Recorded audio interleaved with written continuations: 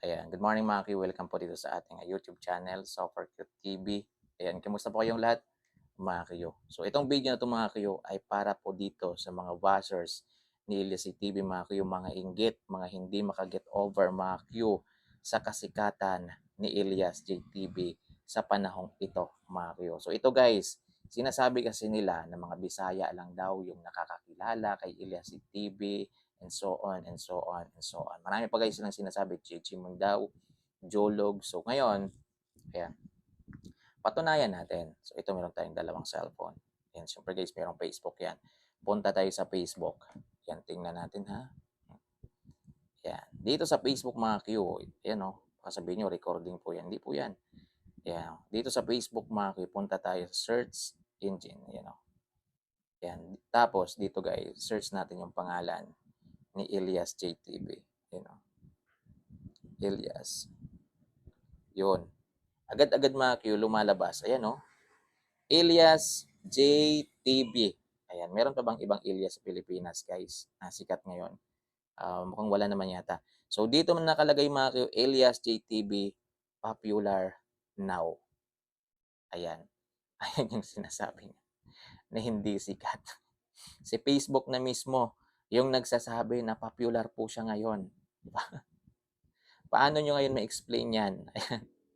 Sampal na naman to sa mga buzzer. Sige nga, try nyo pong i-search ngayon sa Facebook ninyo yung pangalan na Elias CTV.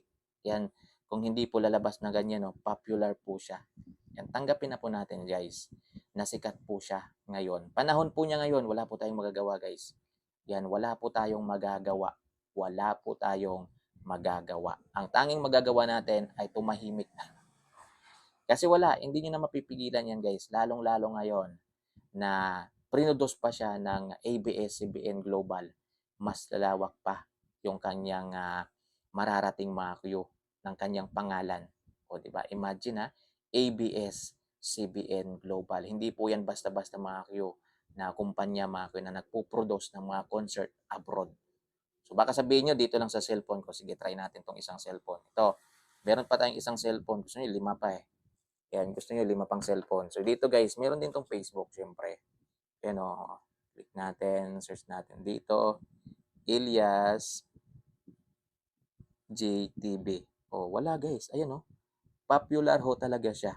Ayan, baka sabihin nyo, iisang cellphone gamit ko. Ayan o, dalawa o, oo, di ba o. Yan, Elias JTV, popular now. So guys, wala po tayong magagawa. Yan, kahit si Facebook po, nagsalita na. Kahit si Facebook mga Q, nagsalita na po na wala, popular ho talaga si Elias CTV, hindi po niya mapipigilan. Kaya kayong mga bashers dyan, kung ano, tahimik na lang.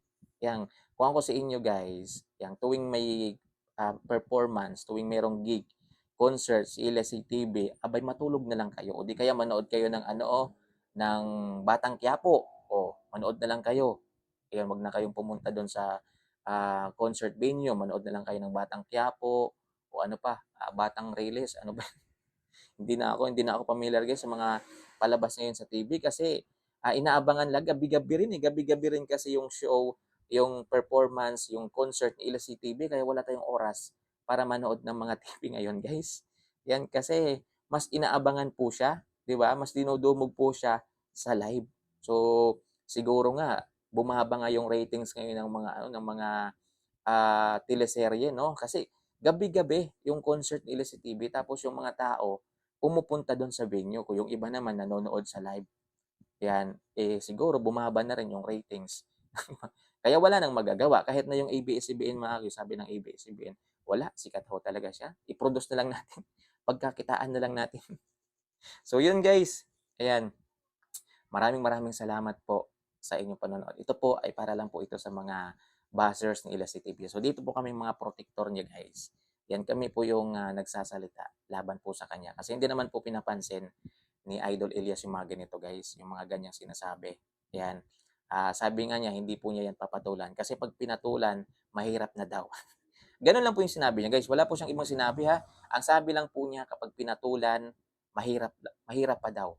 Yan. So, ibig niya siguro sabihin mga Q, ay pag pinatulan mo, mas lalong may sasabing marami, mas lalong putak ng putak, mas lalong tatahol ng tatahol. So, mas maganda guys, na tumahimik ka na lang. Parang ano, yan 'di ba tinatahol ka ng aso?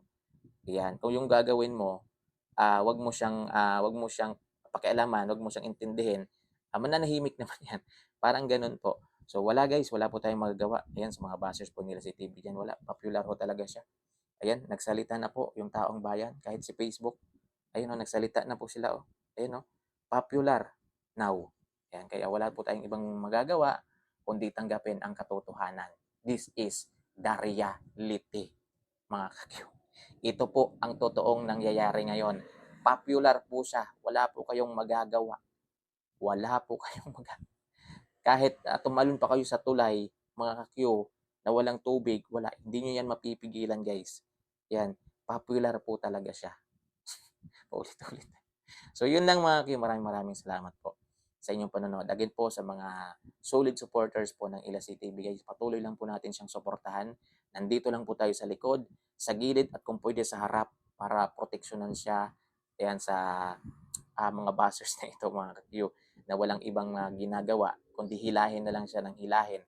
Yan, sasabihan na lang ng kung ano. Yan, katulad na lang sa post kagabi ng ABS-CBN mga kakyo. Nag-post lang naman yung ABS-CBN mga kakyo ng picture po niya na may caption na kasado na po yung kanyang US store. Ayun, kung ano-ano na yung sinasabi.